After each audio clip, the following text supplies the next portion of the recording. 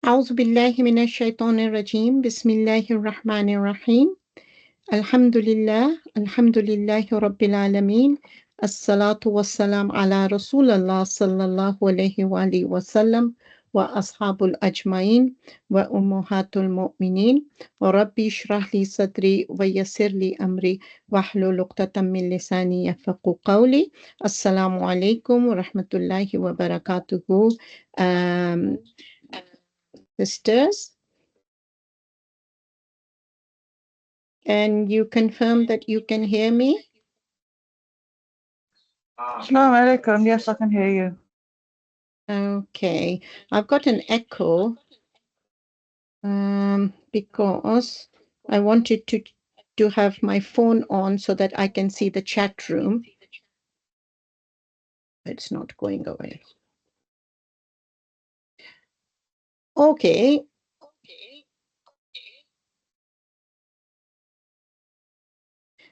I think I will, Rim. I will switch my phone off, and you can check the chat room. Okay, yeah, sure, that's fine. Okay. I don't know. It worked last time. Last time I could open both the devices, but this time I can't. Okay. Assalamualaikum. I can't hear you echoing, if that helps. But it bothers me. I can hear it. Neither can so I. Yeah, so it just divert my attention. That's why. Okay. It's okay. Rim will let me know. Right. Inshallah, we will do the second part of a brief introduction of science of Hadith. A very different and a very important topic it is. And we'll have a quick recap of what we've done last week. That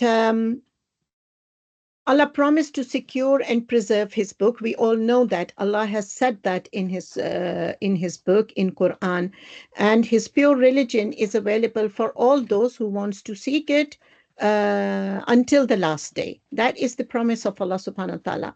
However, this promise also includes the Sunnah, the sayings of His and the actions of His last messenger, Muhammad sallallahu alaihi wasallam. So each and every hadith recorded has to be meticulously checked for its authenticity. Now, we went through some of the major, some of the initial procedure of checking these hadiths and classifying these hadiths. So a hadith consists of two main parts.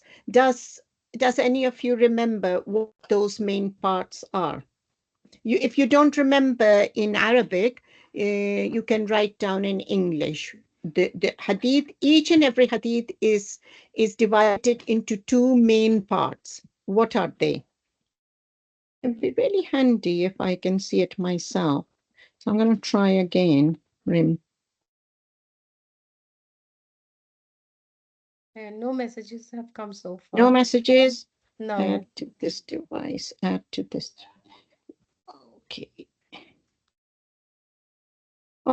Okay. Yeah, I can open the chat. Going.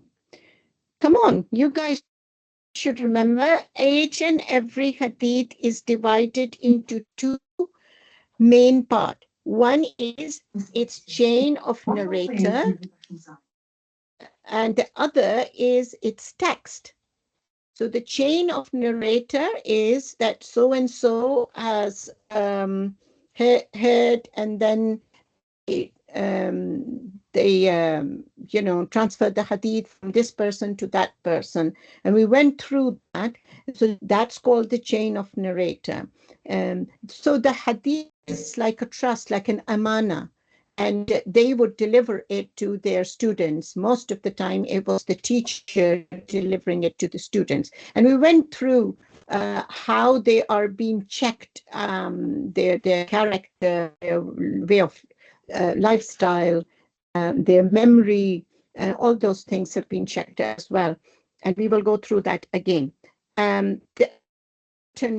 course, in hadith, of course, the text, the matan. So the chain of narrator is sanad, that is one chain of narrator of one hadith is called sanad, that's singular, and asnad is the chain of narrators, the chains of narrator, that's the plural, asnad. So sanad is chain of narrator, and matan is the text. Now, when we are reading or seeking a hadith, reading a hadith for our benefit and for learning purpose, then of course the text is the most important. That is the whole, reason of us reading the hadith is to find out the pearls of wisdom of Prophet Muhammad sallallahu alaihi wasallam. However, when the scholars were classifying the hadith and when the process of classification and compilation classification of hadith was going on, then the most important was the chain of narrator. Because whatever the text is, whatever those pearls of wisdoms of the Prophet were, they were of no use if the chain of narrators are not good. If there are people who lie, if there are people who exaggerate, if there are people who've got bad memory. So it was extremely important. And the whole process we will learn today as well is called the science, not the compilation. And that's the difference between compiling something and calling it a science of that work. Okay. Then we learned something else as well. We've learned that over the period of time, during the turmoil time after the murder of the Caliph Uthman, Islam started being into sects, and people started lying in the name of Prophet sallallahu alaihi wasallam. So a huge amount of fabricated hadith also came on surface. And these were the reasons, because people then started divided into sects, different school of thoughts, same core message, but different branches out of, and that would create a small group, and a group, and that's a sect.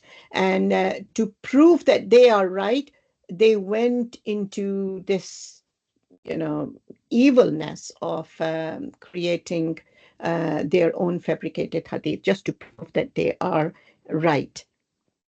Inshallah, today we will carry on with the classification of hadith, the whole process of it, inshallah, and the study of the reporters of hadith. So we will study the chain of reporters, who these reporters were and how they were being checked.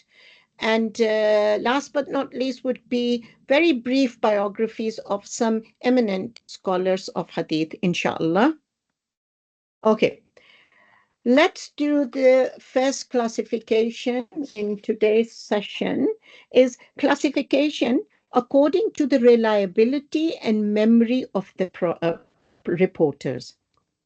The final classification is according to the reliability memory of the reporters. The judgment on a hadith depends crucially on this factor. The verdict on what certificate each hadith gets as rest mainly upon the nature of the reporters in the asnad, in the chain of narrators. All recorded hadiths are grouped under 4 classes or certificates. The first one is Sahih. It's called Sahih. Sahih means sound, correct, very good, both thumbs up. The second one is Hasan, and Hasan means good, okay, 1 thumb up. The third one is Da'if. Da'if means weak. Da'if means sort of a misspelling. It should be W-E-A-K, weak in strength, An old person is also called Da'if in Arabic. So A weak hadith. A weak hadith is there's a question mark. And mawdu' fabricated. Fabricated is totally lies. So or it's proof that it is totally lies. Okay. The sahih or sound or very good hadith are, if we go back and see the classification according to the numbers of the reporter involved, the consecutive hadith have such large number of people reporting same action or words that it is not possible that all are telling lies. Now, you remember that in the Sahih Hadith, in the classification of Hadith, when we're going through how each and every Hadith is being classified, whether they are uh, authentic or non-authentic or weak or fabricated, there are some Hadiths that a lot of number of the companions of the Prophet ﷺ um, testified that we have seen or we have heard the Prophet saying this, or we have seen the Prophet doing this. Can somebody give me any example of any action or any words of Prophet ﷺ in which a big number of people have reported? For example, any examples? That a lot of Sahaba, a lot of companions have reported certain things that there is absolutely no doubt about it. So there is no need to go through too much because of the amount of people reporting it. For example, hadiths on praying. So many Sahabas and so many people have reported, and then so many teachers and so many students. So there's a big number reporting about how to pray, and fasting and zakat and things like that, these are, and some of the actions of the Prophet Sallallahu Alaihi Wasallam. So one reason of that hadith to become sahih, to have both thumbs up, to be correct and very good, given the very good classification, is because of the number of people testifying that they have either heard the Prophet ﷺ or they have seen the Prophet ﷺ doing this.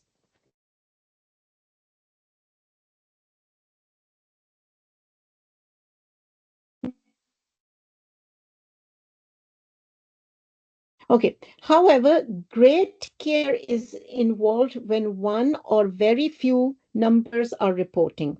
Such traditions require certain conditions to be fulfilled.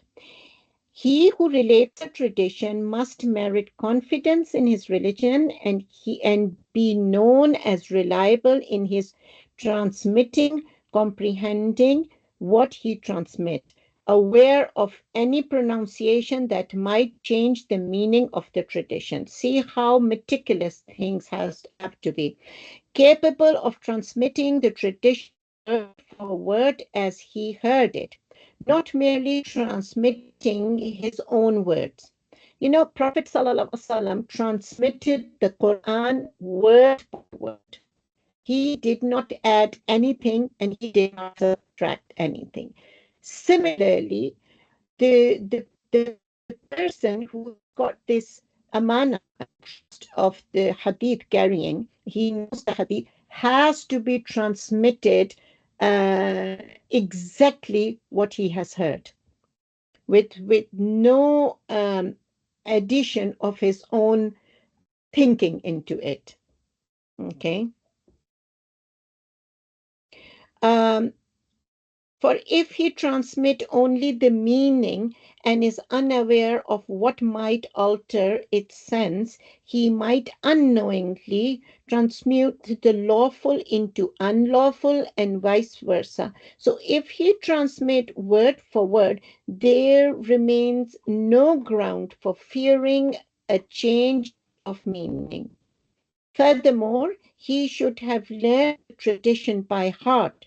If he relates it from memory, then he should have memorized the written text, just like we memorize the Quran. The Hadith has to be memorized, the written text. He must not be an interpolator, that is, deceiving and pretending that he has met the person he heard the tradition from. If he has not personally met the person who has given him this hadith, then he should not declare it. He must have met the person himself. The hadith must.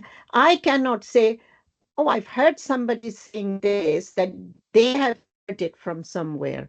Then I'm not the part of the chain of narrator. I'll be thrown out. I have to be, in person, meeting the person in person, who is giving me the hadith. And the scholars of compilation of hadith used to travel for miles and for days and months to be there personally to receive the hadith from a person who claims that he has got a hadith of the Prophet ﷺ. And this was when the time of the compilation was happening. Okay. A hadith also gets sahih. Reporters are prominent figures in the field of religious knowledge. That is called a golden chain. So the hadith starting from a Sahaba, and then a very prominent student of next generation, and then even a prominent student of next generation, of the third generation, and then a scholar, a very, very well-known person. So that chain would be called a golden chain, because all narrators in that chain, people already know of their trust. People trust their knowledge and their ability of keeping. So I've written down of merit confidence in his religion, known as a reliable in his transmitting with good pronunciation of each word, transmitting the tradition word for word as he heard it, memorize the text in its written form. He must not be an interpolator. He must not deceive, and he must not pretend that he has met the person himself. Okay. The next is, and that the Sahih, the previous one, Sahih is the best. As I said, both thumbs up.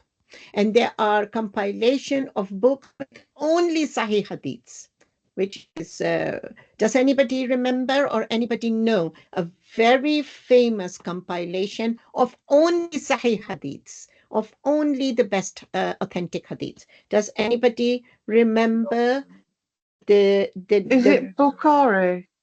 It is. Jazakumullah khair, sister. It's called Sahih Bukhari, because all the hadiths compiled and recorded in the volumes of Bukhari are Sahih. Another Sahih is his student. We're going to do their short biographies. His student name was Muslim. So you must have heard Sahih Muslim. So Sahih Bukhari and Sahih Muslim. Sayyidina Muslim was Imam Bukhari's one of the best students, and he carried out the legacy and the work and the compilation in his book. Okay, so those are. Then we come to Hassan. Hassan is good. As I said, at least one thumbs up. The a hadith is Hassan when its source is known and its reporters are unambiguous. It's a snad chain of narrator might have a reporter who is known to be truthful and reliable, but is a degree less in his preservation and memory of hadith in comparison to the reporters of Sahih hadith. So there is no liar or deceiver or any person of such. There is no person with when they were classifying the reporters, when they are scrutinizing the reporters, they would check if any reporter has been reported at least 3 times in his entire life that he has lied. 3 times. Then that reporter, that chain is broken and it will not be under Hassan. Okay. And the lifestyle as well. If they have done anything sinful, they're out. So that hadith will not be in Sahih group. It won't be even in Hassan group. So what is Hassan? What is less? They are all very good. They are all very reliable. They are all very truthful. They have knowledge as well. However, their age might be mixing a little. Not come that person. He is forgetting a lot. Sorry, His I'm sorry household to or cut you off. Can you hear me? Sorry, the voice is cutting for me, and I'm trying to send messages. I can't send message either. I don't know if it's just me or everybody else. Yes, the voice was cutting, but sister. now I think it's gone We clear. haven't received we haven't received any message in the Yeah, chat room. the message is not going through either. So it cuts and then gets better and then cuts again. So this is what's happening with me. Okay, and is it same for other people? Is it same for other people? Am I cutting off? Yeah, your voice was cutting off, but now it's come fine. No, it's fine. Do you want me to quickly repeat how long has that been happening? Yeah, it's just the last like 2 minutes. I couldn't quite Okay. catch what's happening. Yeah. Okay, so you were I'm telling still about the on difference Hassan. between Hassan and Sahih. Yeah. Okay. So the Hassan Hadith is that the person memory. Now, if a lot of people are complaining about the person's memory, a family is complaining and people are complaining, he himself is saying, I don't remember things, then of course that hadith, that chain of narrator will not be under Hassan as well. It will be under weak hadith. Okay, is there. But Hassan Hadith is pretty good. Very good. It's not very good, but it's pretty good.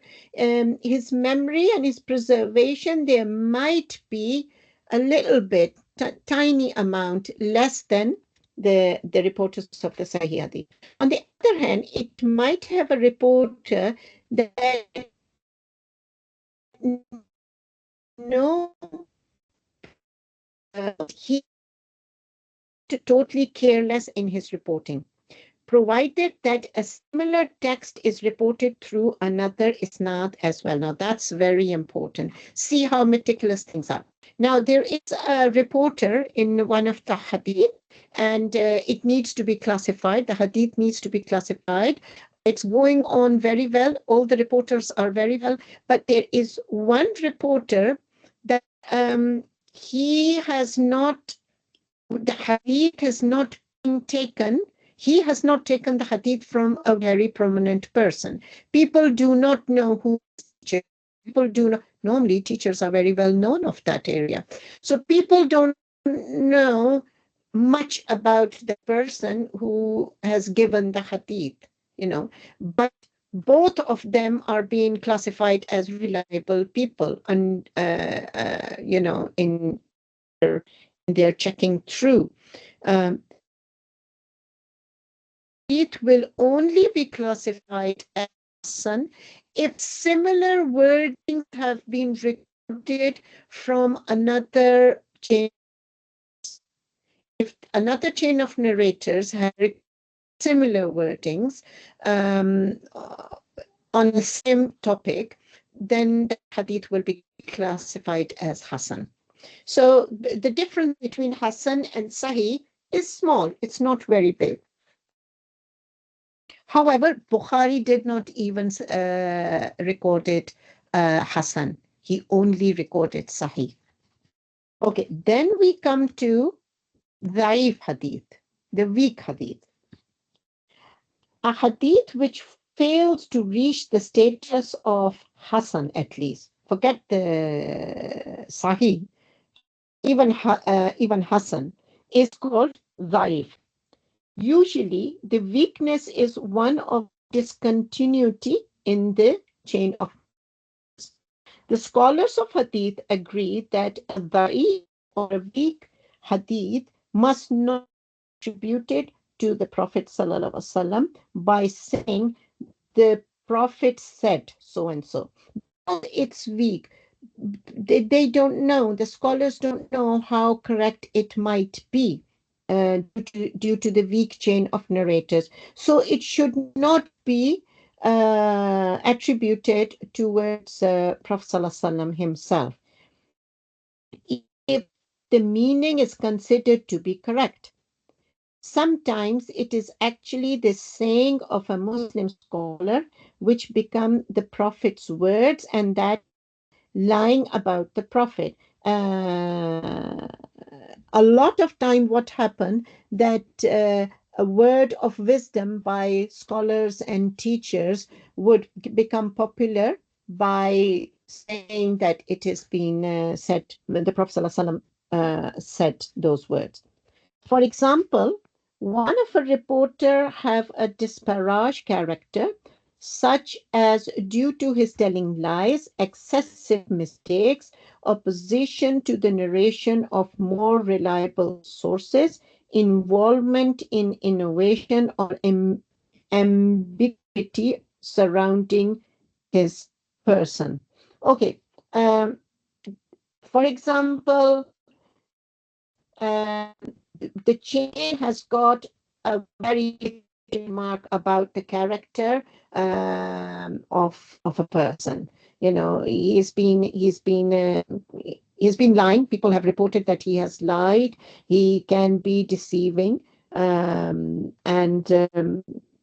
he is probably involved in innovation only in religious matter, not innovation in lifestyle. Innovation in religious matter, he is creating his own little religious rituals, calling it part of, and other such style. I'll tell you a quick story. There is a dispute which scholar's story it is, but it says Imam Ash-Shafi, but I don't know. So please do not tell people it is only Imam Shafi. It could be some other scholar, but the scholar was one of the great scholar who was compiling the hadiths of his time. He was told that there is a hadith, a person who is living in a farm, in a different land or in a different place. He claims that he has been given this hadith by his teacher or by his grandfather or some other person. So this scholar set off, and it says some says it took him a month, some say it took him fortnight. It took him a good couple of weeks at least to reach where he was living. It was a farm. It was a slightly remote farm in a remote place. And when the scholar approached, he stood behind, a little distance just to watch what this person is doing. So the person was actually working in the farm, and there were animals in the farm. He was busy doing his work in the farm. And this scholar on the horseback, he just hold his horse back, and he just started looking at this person. What was happening that the man was trying to bring most of animals back in the barn, and the donkey was going in. Other animals were going in, but the donkey is refusing to go in. He's trying, but he's not going in. So there was a food bag that they would tie around the donkey's mouth, and he would carry on munching his hay. So he brought the food bag from inside, and he shake the food bag in front of the donkey, and then pulled the donkey out. The donkey started walking because he now understood that it's my food time, or I'm going to get some food, I'm going to get some snacks.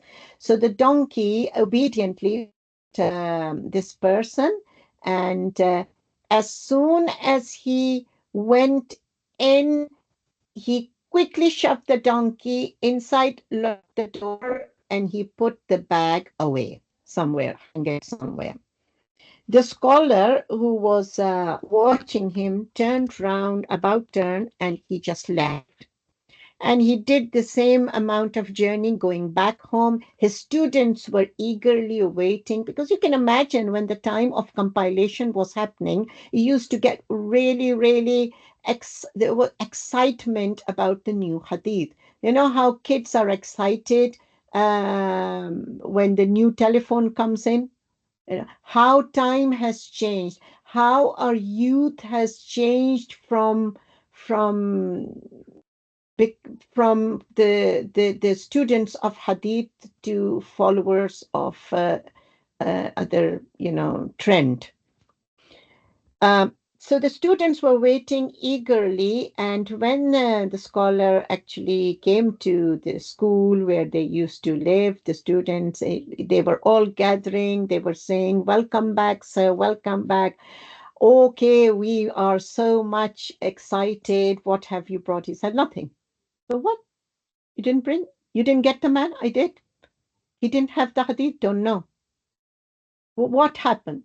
So the scholar told them the story, and he said, "Now you tell me, how can I trust a man who is deceiving an animal, a donkey?"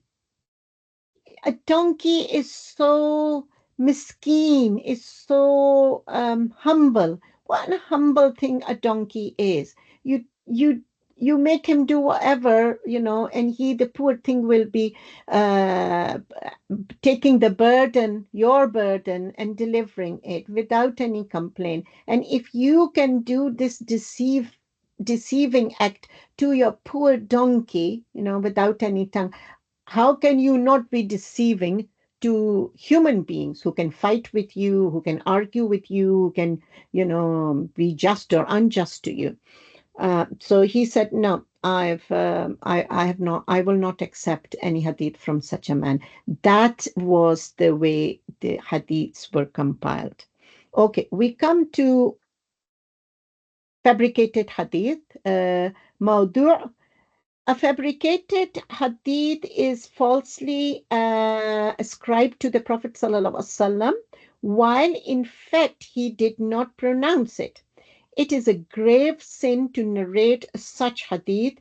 Most of the fabricated hadith were introduced in Muslim literature by the fabricators themselves. Of course, by the fabricators themselves. They forged the statement and invented this isnad and the chain of narrators from their own imagination. And that is the reality. It's not something, it's not, that was the reality of that time, that this evilness emerged just for a personal gain. And I explained to you about the personal gain last week. And I hope that you remember how the caliphs who became later caliphs, who became kings, like a king, and they used to throw sessions of brainstorming sessions, and they would invite different school of thoughts and different scholars from different school of thoughts, and they would come, and this caliph would then put a scenario in front of them, and then would say that find out the opinion of the Quran or Sunnah, or if you can't find it from Quran or Sunnah, then what is your Sheikh's opinion?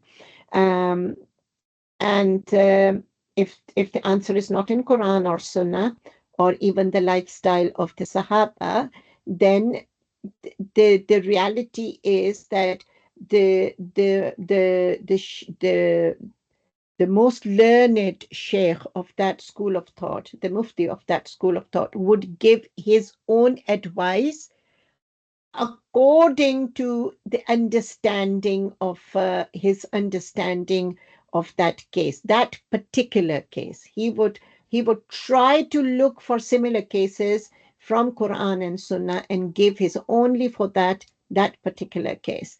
But what was happening that people would then create fabricated hadiths just to win their argument, you know. And of course, the winning team would get money as a gift, and probably they would be appointed as the state's new advisor in religious matter, and the old one would be checked out. So that was one of the major reasons of creating fabricated hadiths. Okay. There are two types of fabricated hadiths. One is intentionally. Uh, One is intentionally fabricated hadiths, and the story, the reason that I just mentioned to you is intentionally. They knew they're doing wrong, but they wanted to win their argument. The other one is unintentional fabricated hadith, which is referred to as hadith batil, invalid hadith. The chain of reporters more disparage character or lack of qualification, or the words of scholars become the words of Prophet ﷺ, without realizing it. Okay. All right, now we're going to give you few examples of fabricated hadith. One, as I think mentioned last week as well, this is one of the most popular one. Seek knowledge even if you have to go to China. So this, okay. Now, although the text is famous, yet it has been narrated by chains which are all entirely weak and big question mark. In fact, one of the giant names in the compilation and the study of hadith is Ibn al-Jawzi, and he said it is not authentic, it is fabricated. Okay, then there is another one. Thinking for an hour is better than worshipping for 60 years. Thinking for an hour is better than worshipping for 60 years. It is classified fabricated by Ibn Jawzi. However, there is a Sahih hadith that states, standing for an hour in the ranks of battle is better than standing in prayer for 60 years. See how similar they are, but their meaning are totally two different meanings. Okay? And this hadith, standing for an hour in the ranks of battle, is better than standing in the prayer for 60 years. This is related by different scholars up till Abu Huraira, and this is classified as Sahih hadith. Okay, so the fabricated hadith was too easy for them to pick that it is fabricated.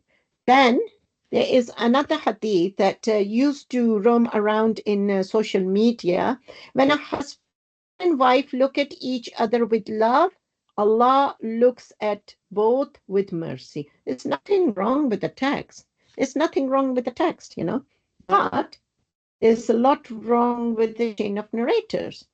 Rejected by numbers of hadith scholars, including Al-Khatib. Al-Khatib was a very big name in Hadith study and Hadith compilation and Hadith study. Not compilation, classification. Compilation was a different type of scholars, but during the time when the hadiths were being classified. So these scholars were Ibn Jawzi and Ibn al-Khatib were big names in hadith, the process of classification, the process of the science of hadith. Okay, then we have another hadith. Difference of opinion among my ummah is a mercy.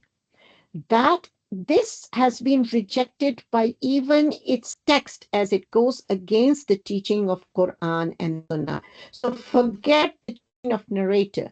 The scholars even rejected the text. They said the text is wrong as well. Forget the chain of narrator.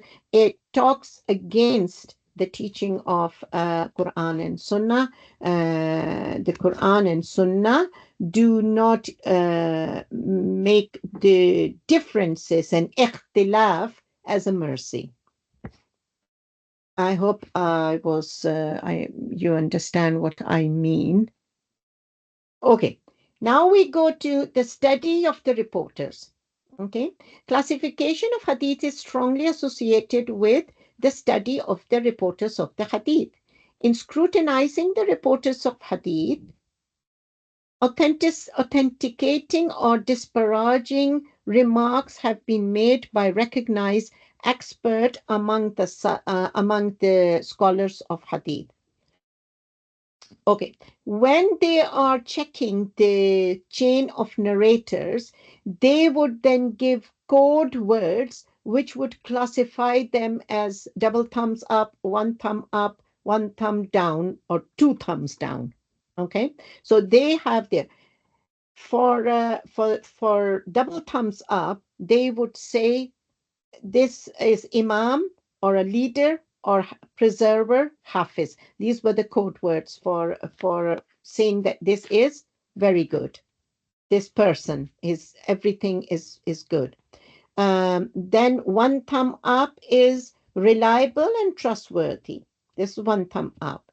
And then one thumb down is he can make mistakes and he's got weak memory.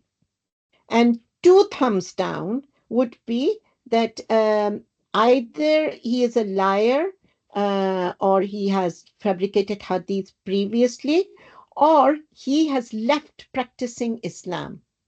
I mean, if subhanallah, if you check the ummah of the Prophet Muhammad sallallahu alaihi wasallam, the Muslim ummah today, half of the ummah is not even praying. Half of the ummah has left the practices of Islam. In that time, they were not even considered to even take amana of Prophet sallallahu alaihi wasallam's words. And nowadays, we are how carelessly and how arrogantly we write down whatever we want to write down. We just copy paste, copy paste, copy paste. We just want to show how much we are involved in religious matter. Don't take me wrong. I don't mean that you don't do such things. You do, but with extreme care.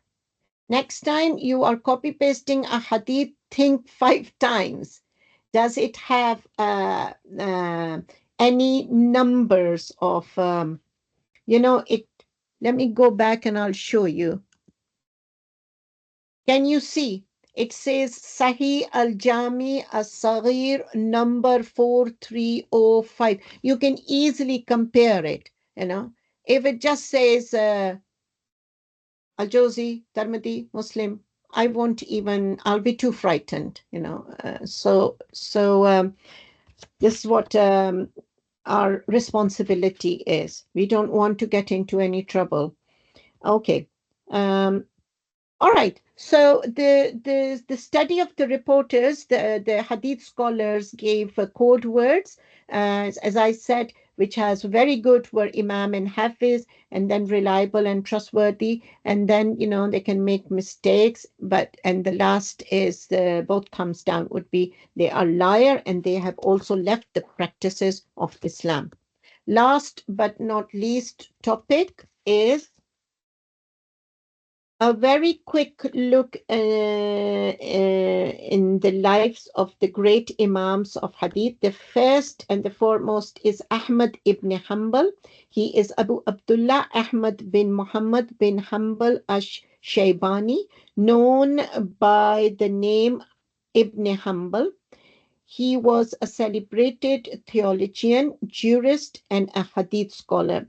He is also one of the four fiqh imam, meaning that he also had a school of thought.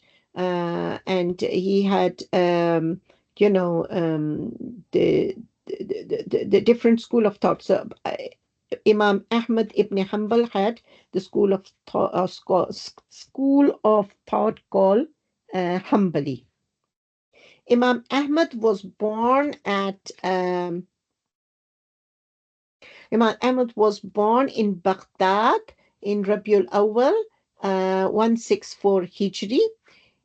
He studied the Hadith and fiqh together with other Islamic disciplines in Baghdad, then traveled to Ash-Sham and Hijaz for further studies. Ash-Sham was now the whole region of Syria, and all included that region, and Hijaz is now the Saudi Arabia and surrounding region. He was prosecuted during the rule of Khalid al-Mamun ibn Harun Rashid for refusing to acknowledge the bid'ah, the innovation of claiming that the Quran was the creation of Allah, introduced by the Mutazila. I do apologize to those sisters who just knew that this information might be too much for you, but knowing history, there is no age or limit of intellect, to know the history. I've been learning about Romans and Christianity and Roman Empire and all that in some of a while back. So learning something new historically, there is no age for that.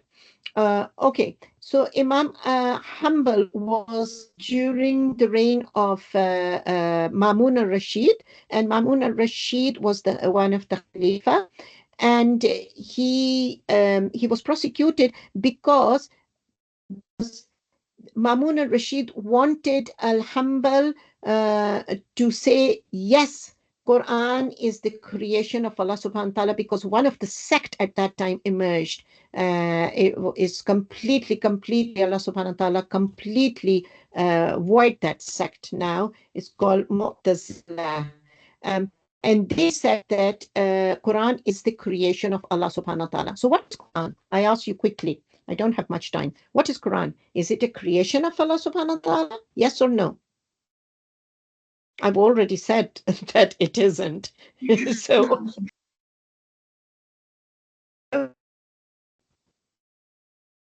hello, I can't hear.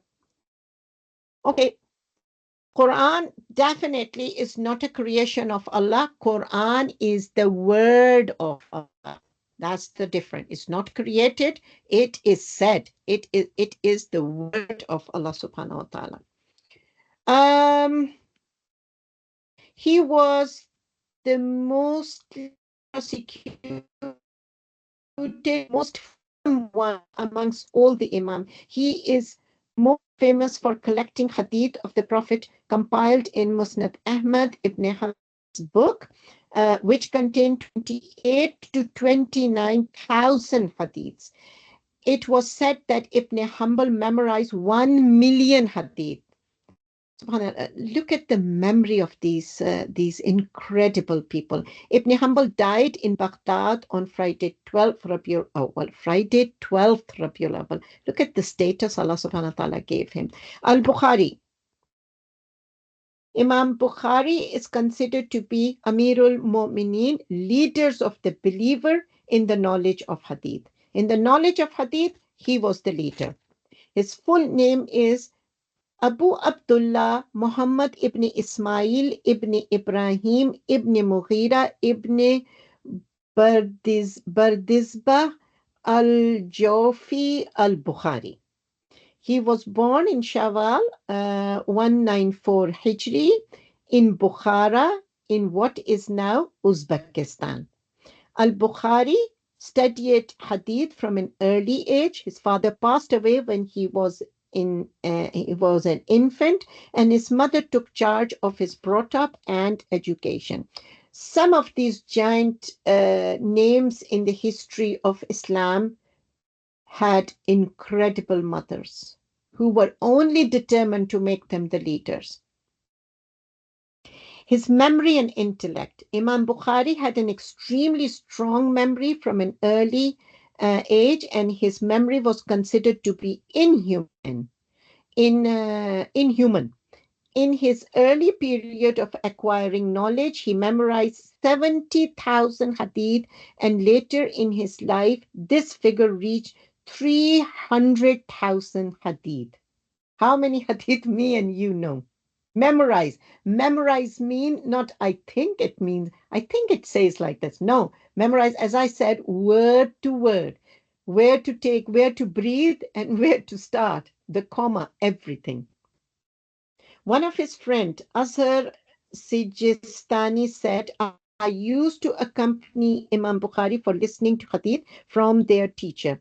I used to write the hadith, but Imam Bukhari wouldn't. Someone said to me, why doesn't Imam Bukhari note the hadith down?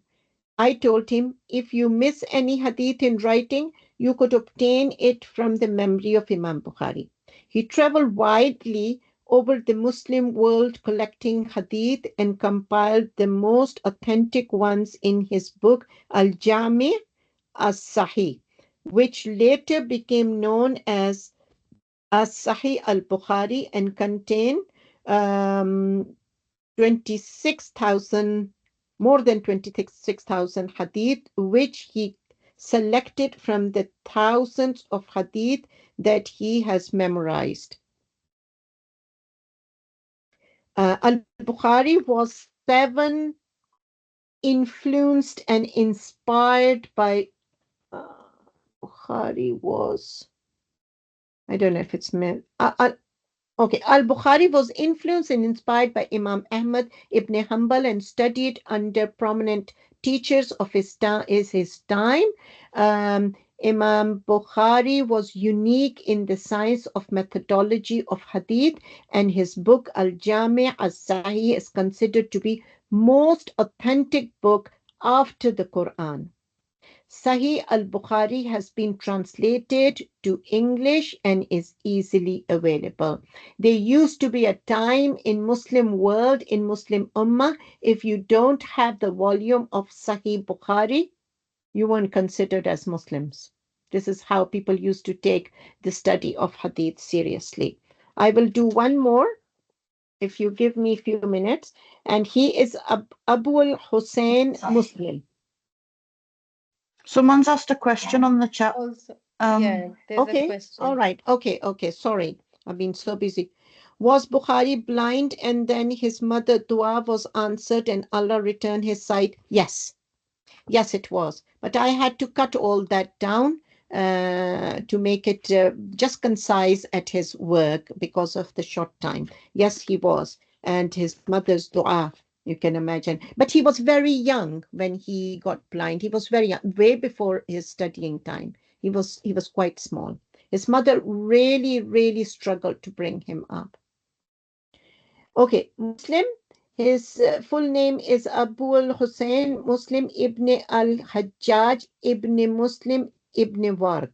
He also had a title called Asakir ad-Din, that is, defender of the religion. So, sister, I can't see the slide. It's still on Bukhari. Oh, sorry. Oh, now I can see it. Sorry. Sorry. Okay, Jazakumullah khair. Okay, so his title was Defender of the Religion. His ancestors were from a pure Arab tribe, namely Kushair, who migrated to Nishapur at Khorasan. And Nishapur is Khorasan is present-day Iran. Imam Muslim was born in Nishapur 206 Hijri. At that time, Al-Mamun al-Rashid was the seventh Abbasiya Caliph of the Muslim world. His father was a scholar of Hadith, and Imam Muslim acquired the uh, preliminary lessons about the Quran, Hadith, and other branches of Islamic rulings from home.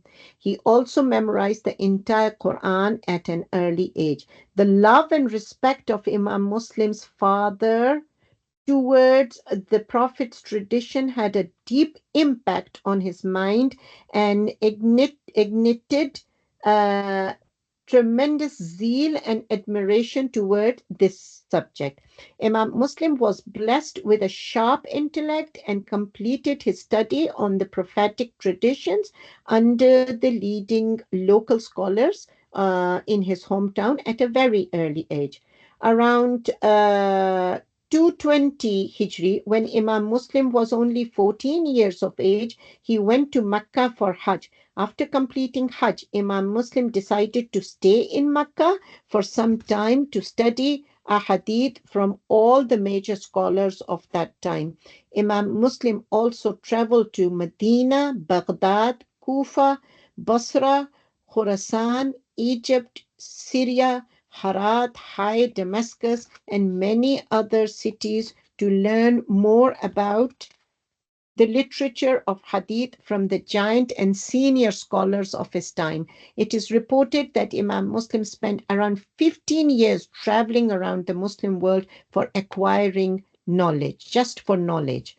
Imam Muslim had a lot of teachers, and around 220 of them were the narrators of Hadith. Beside all of them, the main teachers of Imam Muslim were none other than Imam Bukhari himself.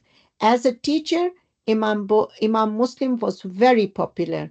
It is reported that hundreds of students used to attend his lectures.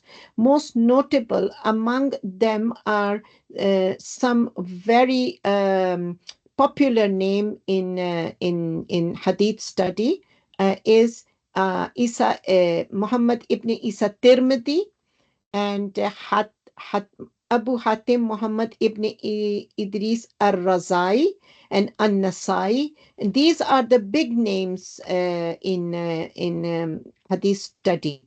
And Khuzaimah, Ibn Khuzaimah. They were all Muslims, Imam Muslim students. It's reported that Imam Muslim has written around 28 books, but all of them are not available to this day. The most famous work of Imam Muslim is his book Al-Jami as-Sahih, which is popularly known as Sahih Muslim. Imam Muslim died at the age of 55 in Nishapur, 261 Hijri. So this is today's lesson. Very, very brief account of the science of Hadith. It is, as I said initially, it's not rise and all that. It is probable procedure. It is for you to respect the compilation of Hadith. It is for you to understand that why it is called the science of Hadith and why it is not called the compilation of Hadith. It is for us to stand firm and defend any allegations. Half of them would coming from the Muslim Ummah. Oh, it's not in Quran. So somebody wrote my cousin saying that this thing is not haram because it's only we've given the information through Hadith. It's not in Quran. How do we know to pray? Who told us when to stand, to say Fatiha, then go down, do Subhana Rabbiyal Azim, and then further go down and do Subhana Rabbiyal Ala, then get up, Sami Allahu liman hamida after the raku. Who told us that? Quran has that. So if we are not following the Hadith, we don't know even half or more than half of the religion, because in Quran it's most of the time Allah subhanahu wa ta'ala is saying refer to the prophet, atiullah wa atiur rasul, atiullah wa atiur rasul. So it is very important for us to have absolute no doubt that the compilation of Hadith is one of the unique, is not one, is unique way and procedure which could not be adapted by any other religion up to date. No other religion have managed to do that, to preserve the sayings of their prophet or leader or whoever they have, built a religion around. Um, so this was the main intention and reason of these two sessions. Inshallah, from next week we will be doing formal study of the hadiths, and we will pick the remaining hadiths from Imam Nawawi. We will tell you a little bit about who Imam Nawawi was, and we will try to finish the book before the winter holidays. Stay with us, sisters, and may Allah bless our homes. May Allah bless all the sisters who attend.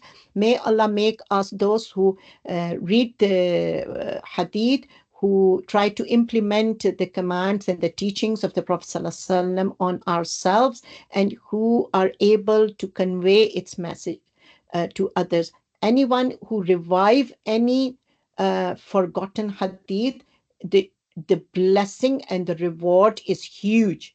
It's a huge reward to revive the hadith. So may Allah give us the ability to implement the commands of hadith in our household on us. Assalamu alaikum. Subhanakallahumma wa bihamdik. Nashhadu la ilaha illa ant. Nastaghfiruka wa natubu ilayk. Bismillahir Rahmanir Rahim. Wal asr innal insana lafi khusr illa alladhina amanu wa amilu salihati wa tawasaw bil haqqi wa tawasaw bis sabr. Assalamu alaikum wa rahmatullahi wa barakatuh. Jazakumullah khair, sisters. Jazakallah khair. Thank you for another Jazakallah knowledgeable khair, session. Babaji. Sorry, sister. Jazakallah. Thank you so much, Rim. Jazakallah khair. See you all Jazakallah guys. khair, Yeah. Babaji. Hear you all guys next week, inshallah. Inshallah. Assalamu alaikum wa rahmatullahi wa barakatuh. Wa alaikum.